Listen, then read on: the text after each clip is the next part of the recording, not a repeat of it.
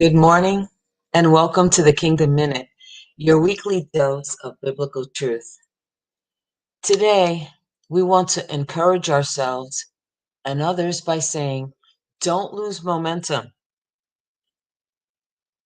Beloved, what we just witnessed in our nation last night on national television, a celebration of life, the celebration of one of our brothers in the faith, was nothing short of remarkable.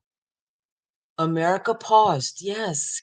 It paused to mourn together the passing of Charlie Kirk. And for a brief, shining moment, the divisions that often tear us apart faded into the background. It didn't matter what color our skin was. It didn't matter whether we came from privilege or poverty or what side of the political arena we sit on. For those hours, we were simply one people, united in honor and reverence.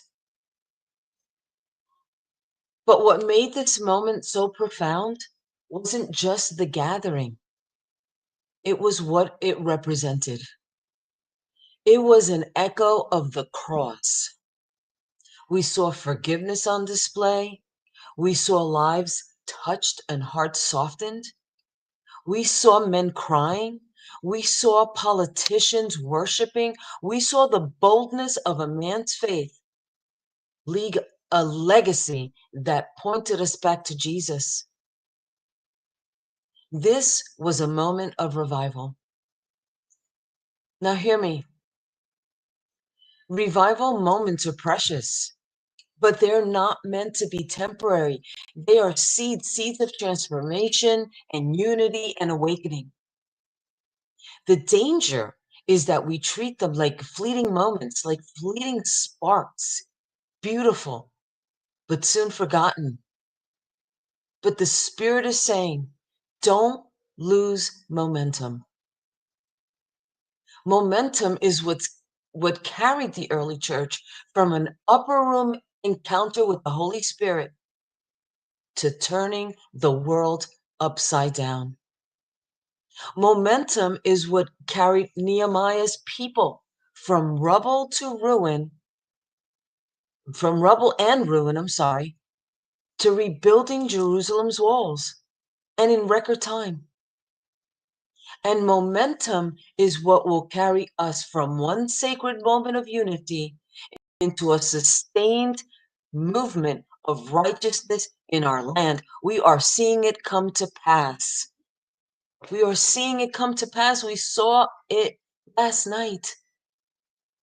Beloved, the enemy would love nothing more than for us to slip back into division, into bitterness and apathy. He thrives in distraction and disunity. But the cross calls us higher. It calls us to forgiveness. We saw an example of forgiveness last night. A woman whose life was disrupted in a moment of time, whose husband was ripped from her arms, a move of forgiveness. She was able to forgive the person that has caused her so much pain, that has ripped apart her family, and that has even caused this nation to question whether there's any goodness left in this land. But the cross is calling us to forgiveness, the courage to stand boldly for truth, even when it costs us. So here's the challenge. What will you do with this moment? Will you let it pass as just another page in history? Or will you allow it to mark you, to propel you, to move you forward into action? Many have been moved to action. Many are taking this opportunity to reflect on their own lives, to reflect on their own spiritual condition and say, I am going to take action. If I never stood for what was right before, I will now. If I never had the courage and the boldness to speak about my faith, I will now. If I've ever had the opportunity to spread the gospel, I will now. I will not lose momentum, and I hope that you won't either.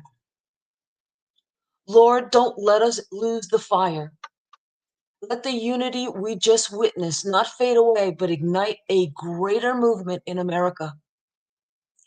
Teach us to walk in forgiveness, to live in bold faith, and to carry revival beyond the walls of the church and into the heart of our communities. Let that be our prayer this morning. This is your Kingdom Minute. Don't lose momentum. Stay anchored to the cross. Keep pressing forward and let the spark of revival become a wildfire in our land. Thank you for joining me this morning.